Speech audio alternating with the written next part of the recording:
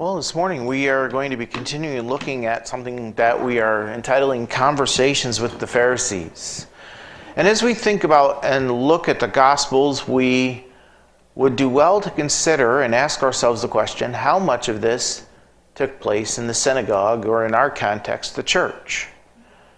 And if you read through the Gospels carefully, trying to understand and think about where did this take place, how did it take place, when did it take place, you will find that almost all of the accounts of the Gospels and almost all of the things that Jesus said and did not take place in the synagogue, or as we would say, in the church. Because after all, so little of our lives and so little of being a Christian is actually about what you do in church, or even whether you attend church, although that's an important part, and I'm certainly not going to discourage you from doing that. But if you were to do the math on it, I know some of you are like, it's Sunday, I don't want to do any math. But just in case, roughly about 2 to 3% of your life is Sunday morning here in church. And that leaves you with 97% of the rest of your life to live. Now, I know some of you are going to say, well, I sleep a lot of that. And perhaps you do. I hope some of you get a good, healthy portion of sleep. Maybe you don't.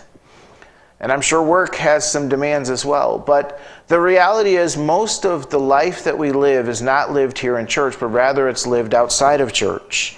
And so these conversations with the Pharisees that Jesus had, very rarely, although some of them did take place in the synagogue, most of them were outside of it. Today we're going to be reading an account from Luke chapter 11, if you want to get a head start on there.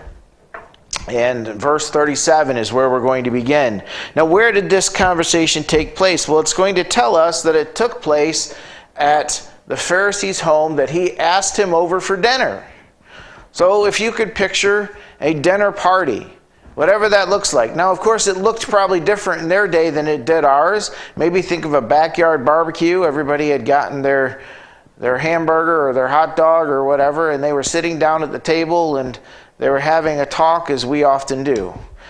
One of the things that is true about human civilization is we're told there's nothing new under the sun, and in reality, the way in which we interact with each other hasn't changed that much. How many of you have ever had a good conversation over food? Right? And that's what we do. We gather together, we eat, we talk, we get to know each other. Sometimes we talk about dumb stuff, sometimes we talk about serious stuff, sometimes we do everything in between. Sometimes some people think it's good and some people think it's dumb. That happens too. But Jesus had an important conversation with the Pharisees, and obviously the ones that were recorded for us are recorded in order that we would have and would understand something about truth, which is what we are pursuing here this morning, and at all times we are pursuing truth. And Jesus wanted to tell them the truth, and he was also, when he was dealing with the Pharisees, trying to correct their way of thinking, which was not correct. We've already looked in the past few weeks, we've looked at the facts that the Pharisees were skeptical. They were hard-hearted. We saw that they were without compassion, and last week that they were critical. They were critical of both Jesus and John the Baptist. Remember, they said to Jesus, well, you eat and drink, and then they said to John the Baptist, you don't do any of that. But they didn't approve of either of them. But as we consider the power of the new covenant, I want us to recognize that it is a transformative one. An expression that I like sometimes, and I just like how it sounds, but Christianity is not simply slapping lipstick on a pig. All right? Some of you get a visual image there. But Christianity is a transformative work. It's where we are transformed more and more into the nature of God himself, and Christ Jesus in particular. It's not just something that is outward, like we're playing dress up, but nothing has changed. And many times, and this is what Jesus in particular is going to deal with, the way in which the Pharisees had approached their relationship with God was that they were simply looking for transformation on the outside, but they were not particularly concerned with what was happening on the inside. And what happens on the inside does affect the outside, but the inside is by far more important. Because actually we can modify our behavior. And I know this because you all already did it. I did it too. It's rare that you see the worst of someone on Sunday morning. Have you ever noticed that? Now, maybe before you get to church, you do. I find sometimes that the enemy has a way of encouraging us to be in less than harmony on our way to church. I don't know if that's ever happened to anyone before either, but it does happen sometimes. There's one of my favorite Christian comedians talks about... I'm going to butcher the quote because I didn't have it in my notes, but maybe if you're interested, I'll find the YouTube quote. But he talks about how you find your hands around the throat of your child on Sunday morning saying, "Get ready so we can go to church and learn about the love of God." Now, obviously, as a comedian, he delivers it very well. But, there is in all of our lives a little bit of both peer pressure and pressure where we outwardly put our best foot forward and want to conform to what we believe is the way in which we should act. Maybe even the promptings of the better self, or that we are attempting to behave in. And yet Jesus is saying it has to be something much more than skin deep or surface level, that actually God is looking for something much deeper. And not that he is looking for something much deeper so that he will accept us, but that he is looking for something much deeper because he wants something much better for us. And if we focus just on the externals of what we think Christianity might look like, we will miss the actual work that God wants us to do. Now, that is the essence of the lesson that Jesus is trying to teach. And so we are going to turn over to Luke chapter 11, verse 37. And that's going to be our main text this morning. But let's begin there. Look at 11, 37, and 38. While Jesus was speaking, a Pharisee asked him to dine with him. So he went in and reclined at table. And the Pharisee was astonished to see that he did not first wash before dinner. Now, if we had read this account or a parallel account, because there are a few similar ones along these lines, we would have noticed in Matthew and Mark that it would have mentioned that it was a tradition of the elders to wash before they ate. And I would guess, given kind of where Snyder County dwells on the spectrum, that most of you had parents that suggested or told you to wash your hands before you ate, right? No? They didn't? Okay, some of them did. Okay. Now, I must admit that I'm actually a little bit of a germaphobe. That may surprise some of you. I don't really love having dirty hands. I know you're all shocked to hear it. But I have this thing where, okay, I'll tell you just how ridiculous it is, because why not? Who's going to make fun of me if I don't? Because you probably don't even know. I don't even tell my wife this. But do you know that I generally do not like to get gas like if I'm not going home or to a place where I can wash my hands afterwards? Because I hate kind of that sense of who knows who touched that pump before you or after you. You get gasoline on your hand and it smells bad. So I like to fill up with gas and within 5 minutes find a place to wash my hands. Okay, or if we're on a trip, go in and wash my hands immediately. Because that's me. I'm not clinically a germaphobe, but I'm enough of one that you don't really have to tell me to wash my hands. If I'm eating with my hands, I'm definitely washing them first. If the dog comes over and licks me, I will definitely be washing. And yes, that does happen. But truthfully, is it a matter of sin? Is it a sin? Is it a sin not to wash your hands? Now, it might make you have to visit the doctor, right? It's possible that you could have some ill effects from it, but it's not sinful behavior.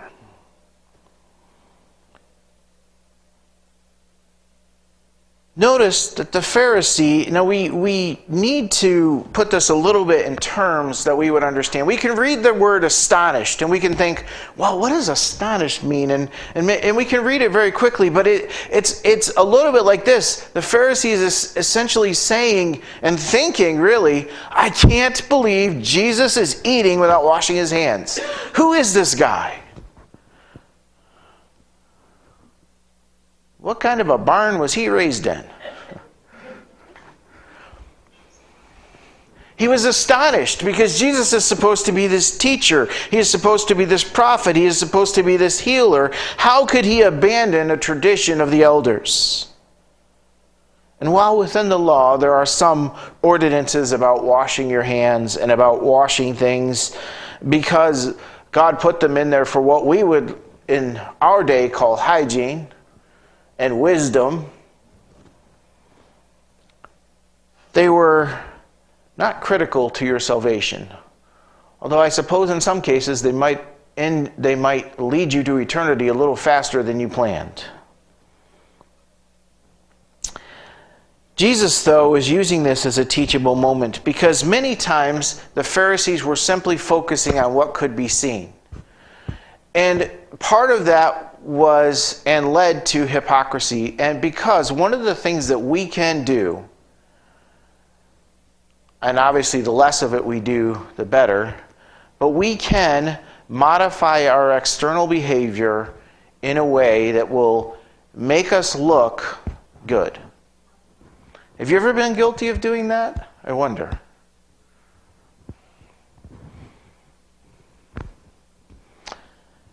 And the Pharisees did a lot of that, at least as far as we see in the Gospels. And the hand-washing thing, do I think that Jesus knew that it would have been better to wash his hands? Probably. But I wonder, and I kind of think, that he sort of did it on purpose.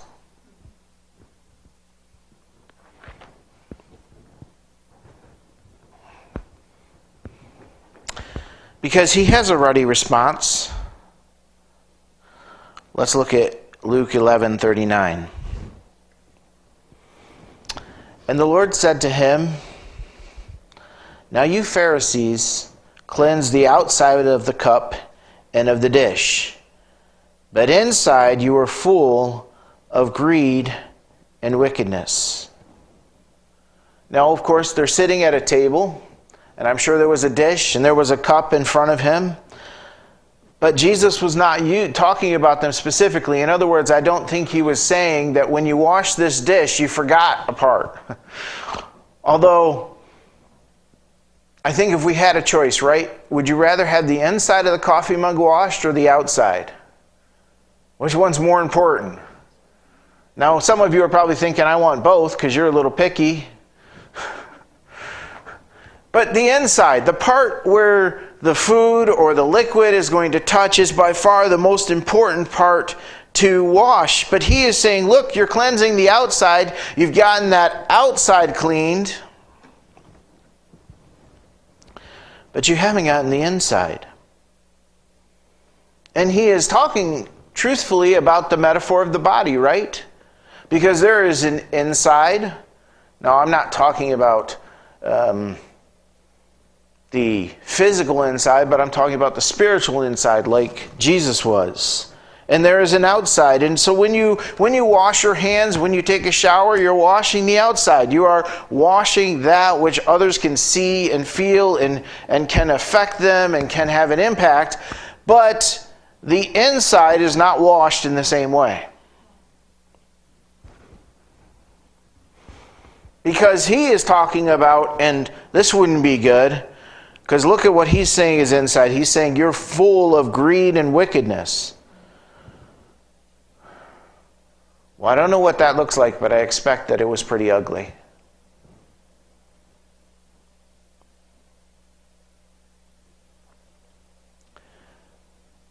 If we reflect on something from the Old Testament, there is a passage in 1 Samuel chapter 16, verse 7,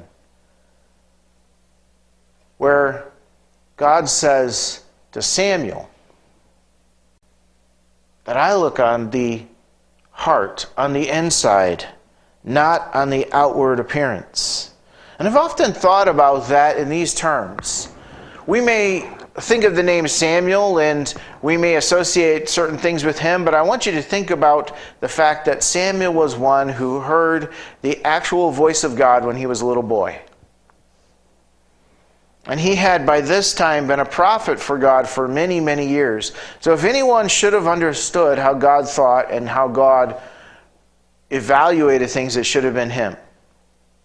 And so when he came, and this passage is in the context of this account where God had sent him to a certain household and he'd said, you're going to pick the next king. And he's looking at all of these strong, strapping young men standing in front of him, and he's saying, surely this is the one. This guy looks pretty good. And then he finally gets to the youngest of the family, and he's like, this is the one that God wants, but he wasn't very impressed. And God reminded him that he looks at something different. And if God is seeing what is inside, as Jesus is saying here, he's saying, you look pretty good on the outside. Everybody thinks you're spiritual. Everybody thinks that you're following God. But is that the truth? Because I see what's inside.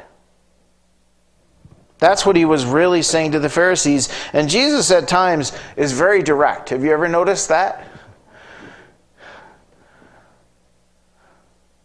He's fairly confrontational from time to time. That doesn't mean, of course, that he doesn't show compassion and gentleness. We certainly see that many times in the Gospels. But sometimes Jesus gets directly to the heart of thing, and he is saying that God, who sees your heart, he sees past the external that you've cleansed and looks at the internal. Now he begins the next sentence in a very direct way, and I don't recommend this necessarily unless you're on good terms with the person. Jesus had a different level of authority too, but you probably don't want to begin this if you invite people over because you want to be a witness to them and you want to share Christ with them and you want to have a positive influence in their life. This is probably not a sentence you want to quote to them, okay? Just in case you're getting any ideas here. He begins with this, you fools. That's pretty strong. Again, they were focusing merely on the outside. They were focused on what everyone could see. And in part, they were doing it so that people would see it, would know it. Did not he who made the outside make the inside also? He did. God made us both with something that we can see and something that is eternal, that is unseen. Something that lasts forever. That's what he's talking about when he's talking about the inside in general. He's talking about our thoughts, our motivations, our attitudes are just as important as the outside of what people can see. In fact, I would argue that in the pattern of Scripture, the inside that is unseen is actually more important than the outside. In part, that is because what is inside is what defiles us. It is inside that ultimately produces what is on the outside. Sin doesn't begin on the outside, it begins on the inside. And this is what Jesus talks about in Matthew chapter 15, 19 through 20. We're going to look at one of those parallel passages. He says this, for out of the heart come evil thoughts, murder, adultery, sexual immorality, theft, false witness, and slander. These are what defile a person, but to eat with unwashed hands does not defile anyone. What is he talking about?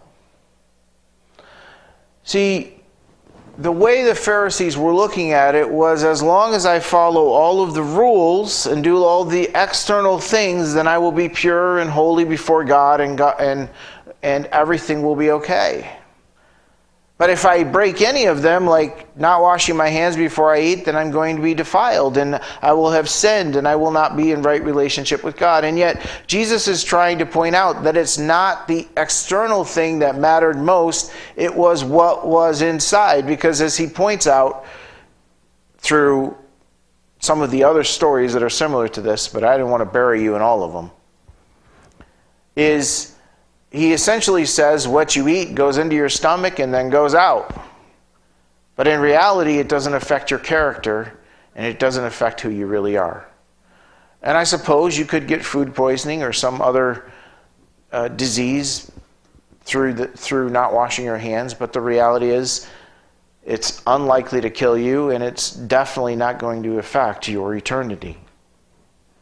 But he is much more concerned, and God is much more concerned about what is in the heart, because this is what truly motivates us.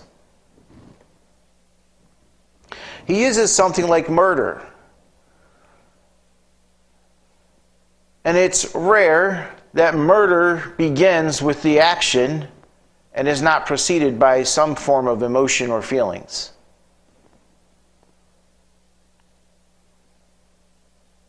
Particularly if it is of the premeditated form. I think most of us would agree you have to hate someone first.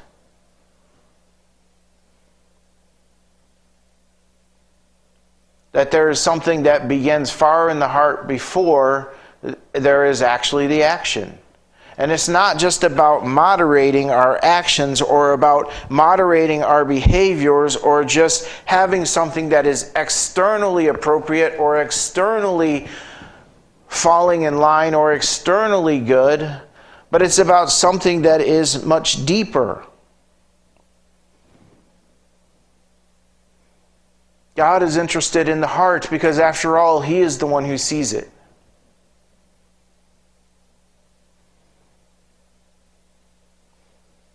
In Psalm 51, King David says these words that perhaps we all know well. He says, "Create in me a clean heart."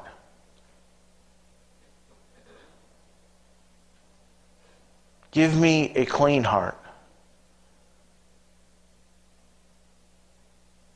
What Jesus is defining is not a heart that is clean, but rather a heart that is wicked. As he said to the Pharisees, that their heart, the inside had greed and wickedness. Jesus is telling us where the real problem is. The good news is that He has a solution for that.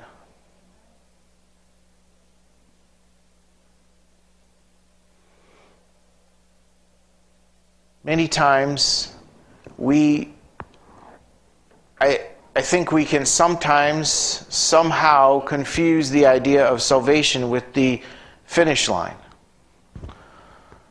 It's the beginning of the work that God is doing in us. And that is the greatest of good news.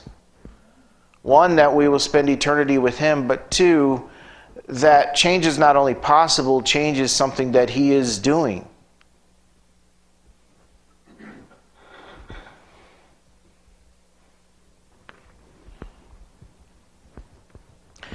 There is a very interesting verse that we're going to look at next. And I say it's interesting because I looked and they're in multiple different translations, they go in very different directions. So it depends very much on what translation you want to use. You can go in 4 or 5 different directions based on what translation you look at in the next verse. So we're going to go in the direction that the ESV that we are using definitely goes in. If you prefer a different version, you can go read it yourself. I like to give you homework. Whet your curiosity and see a different direction. But this one points us in a different direction than many other translations. So I want to read it. Luke chapter 11, verse 41. But give as alms those things that are within, and behold, everything is clean for you. That is a difficult verse to understand. Would you agree with me? There are other translations that render it a completely different way, but I want to begin with a concept and an idea that occurred to me as I was reading and praying over this verse. I'll be honest, I spent more time in prayer over this verse than I normally do.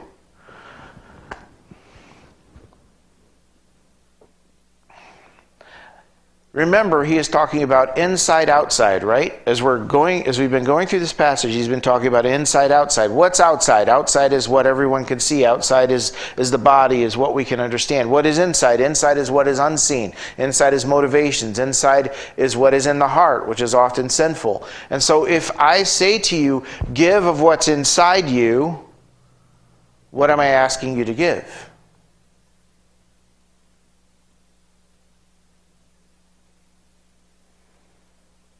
I would look at it in these terms. And I thought of this illustration, and I hope it'll be helpful, but we'll find out. It never comes out quite the same in my head as it comes out here, so we'll find out if I need to fix it. I may have to. But those of you that were married, I would suspect that most of you said for better or worse. You remember saying that? Now, we may have thought of those in economic terms, and maybe it was. But sometimes it's not just that. Sometimes it's better or worse behavior, right? And when we love someone, we love both their better and their worse. And we might love their better, right? But it's a commitment that you take on. But in one sense, God has taken on that commitment with us too. Do you think if 5 years down the line, after you accepted Christ, God was like, man, I just didn't realize they were such a knucklehead, or what was the term you like, Matt? Hammerhead. Matt likes hammerhead. You think God is surprised by that? No, he knew what he was getting into when he began the project in our lives. And thank God he did. But in this sense, this is how I best understand this verse. And you can certainly pray about it, and if you like a better understanding, that's fine too. But I was thinking of this, is that he is saying, give it as alms, give it as an offering. And there's that element of surrender where I believe he's asking us to surrender what is inside of us that we know does not align with what he wants us to be.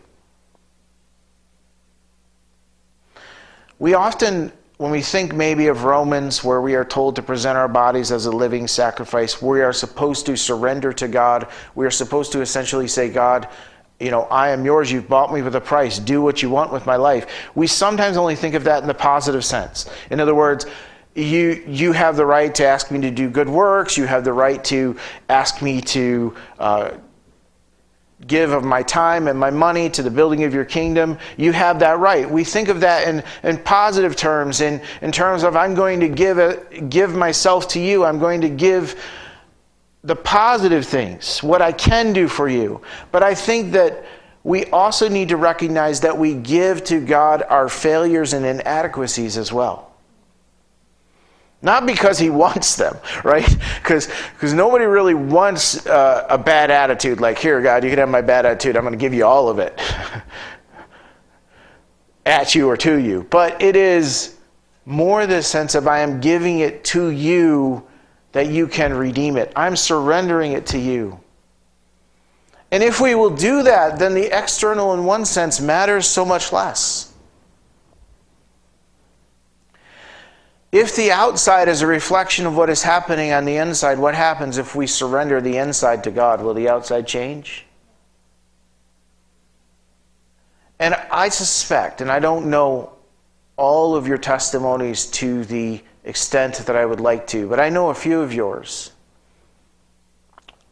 And you've shared things with me where I know that in the last 20 years of following God, you've changed. You're not the same person you used to be.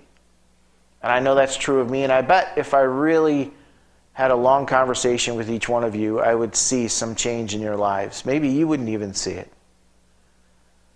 And as we surrender to God, even our failures, our sinfulness, our desires that we know are wrong, he will accept them. He will take them. And then he promises that everything is clean. Now, does that mean everything is perfect? No, but it means that he is doing the work in our lives and in our heart.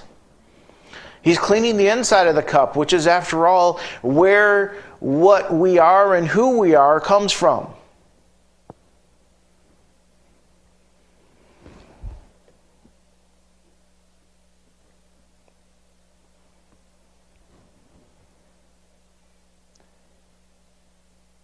We have to be careful that our Christianity does not become as much of a facade as our clothes are. Because, as I've already warned many of you, let me know you're coming so I can put some more appropriate clothes on, because I dress down when I get home. I don't wear this most of my time in my life, right? So that's not really my style, okay?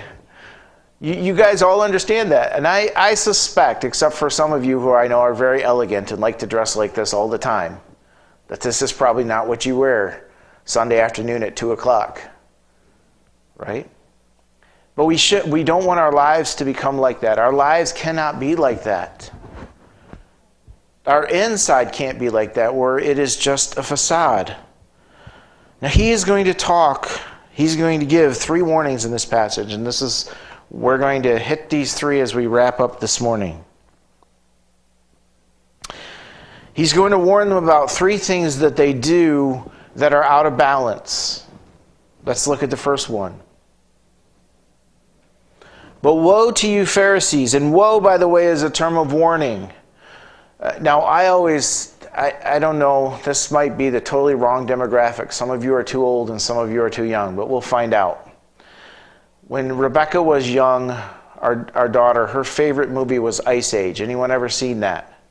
Ice Age. Okay, good. We got a few takers. And if you remember, there's the dodo birds, and they're nearing extinction, right? And they're like, they want the food, it's the last melon, and they're like, doom on you, doom on you. Okay, nobody's with me. I wish you were, because it's fun to see it in your head. But that's kind of what I always think about when I see this word woe. Now, it wasn't quite as fun or as silly as that, but when Jesus is saying woe, he is giving them a warning. In effect, saying doom on you. And what's he warning them about? He's warning them about this. He says this, for you tithe mint and rue and every herb, and neglect justice and the love of God. These you ought to have done without neglecting the others. So what is he saying? He's saying, yes, it's good to tithe the mint, to tithe the herbs, to tithe the rue, whatever that is. You shouldn't have neglected those, but don't miss what is more important. Don't miss what is most important. Justice and the love of God. You may ask, well, how did they pervert justice? Well, you know what is always the strangest story to me where I see them perverting justice? Remember in John chapter 8, there's the woman who's taken in adultery, as it is said, right? Can you commit adultery alone? So how come only one person was being prosecuted? That doesn't sound very just to me. Does it sound just to you? No. It's one of the most strange aspects of that story that I've ever come across. So, just from that, we can understand that sometimes apparently the Pharisees had what I might call selective justice. And when you have selective justice, you don't have real justice. We are supposed to care, yes, not just about the law of God, but about the actual principles too, which is the justice and the love of God. And Jesus said, you don't do that. You're only trying to apply the principle. Second thing Jesus talks to them about is found in verse 43. Woe to you, Pharisees, for you love the best seats in the synagogue and greetings in the marketplaces. What does that mean? They liked notoriety. They liked fame. They liked pride. They liked to be noticed. They liked to be respected. They liked to be admired. They liked to be applauded.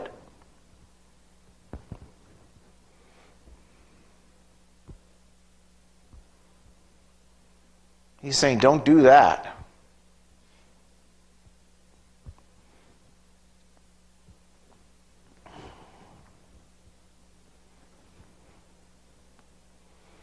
He says, woe to them, because they wanted honor and praise. They wanted the best seat. They wanted to be recognized. That's a trap. Doesn't matter what circle we are in. A desire for attention and the praise of man is something you want to get rid of as soon as possible. For one, I guarantee you it generally tends to make your life miserable. Because you're never going to get everybody to respect you and appreciate you like you deserve. Definitely not like you think you deserve. Jesus warning them, watch out for that sin. And then finally, one final sin, and this is an interesting thing that he's saying to them. Verse 44, he says this, woe to you, for you are like unmarked graves, and people walk over them without knowing it. Now, there are other more comprehensive statements of this in some of the other accounts. What Jesus is really saying is that you are a danger with death and destruction below, but nobody sees it. They're walking over it without seeing the danger that lurks beneath. I think of it in terms of, we know that an iceberg, the most dangerous part is under the water, right? Not above the water. It looks like a little harmless iceberg until you hit the massive iceberg below the surface. Now, in one sense, this is similar to him talking about their outside, inside. He's saying, from the outside you look okay, but from the inside you are actually filled with dead man's bones, is another version of it. You're like unmarked graves. There is death and destruction beneath. And he's really speaking about their hypocrisy here.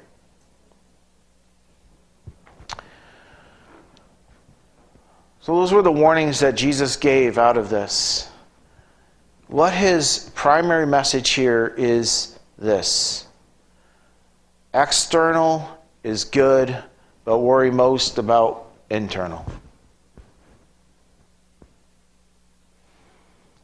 Is it true that what is inside will eventually come outside? Yes, it is. But we can modify the outside more easily than we can fix the inside.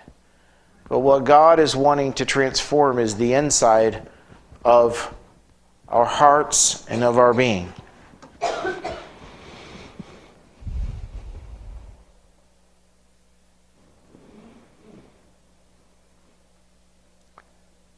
Do you know that you can come here or anywhere, any church you choose to go to, and you can sing, I surrender all? How many of you have ever sung that? You can sing that without living it. But to do so would be basically to live like this Pharisee was wanting to live. He was living on the external surface without living it internally. And the Christian life that God calls us to is one that is lived from the heart, that is lived in truth and reality, that is not only lived in the 2% of your life that you're here, but that is lived everywhere.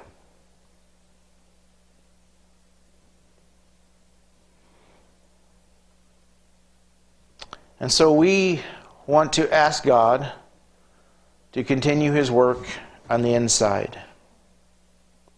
And my experience with that is very simple. You know, the reality is if we were to look at ourselves and say, am I like God? We would say, no, I fall way short. And we would have a really long list. And we could look at that list and we could be like, well, there's so many things on this is never going to happen.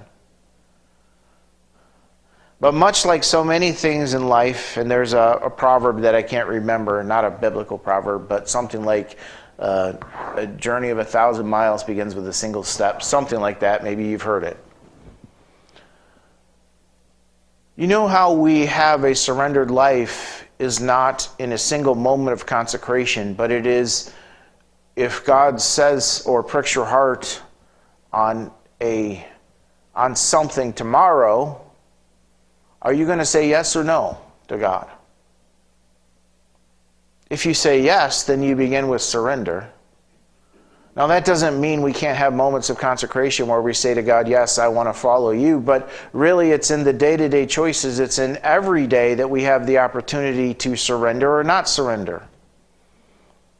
To say yes to God or to say no to God. And I know we think we never say no, but sometimes we do. Sometimes we say yes to what we want and no to what God wants because it's more convenient. Ultimately, what God asks of us is not that we would be completely free from sin and perfect, but that we would be willing to surrender when He asks it of us.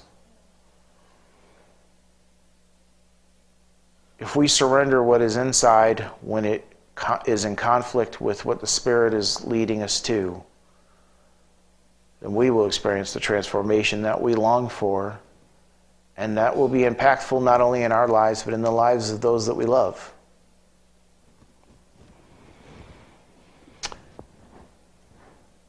I suppose just because your spouse promised better or worse doesn't mean you should make them have more or worse, right?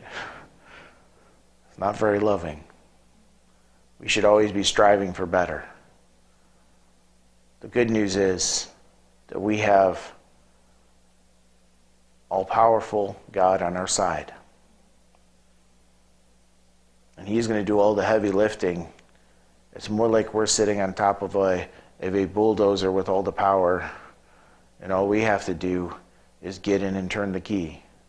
Now, I'm not saying it's quite as simple as that, but that's how we should think of it.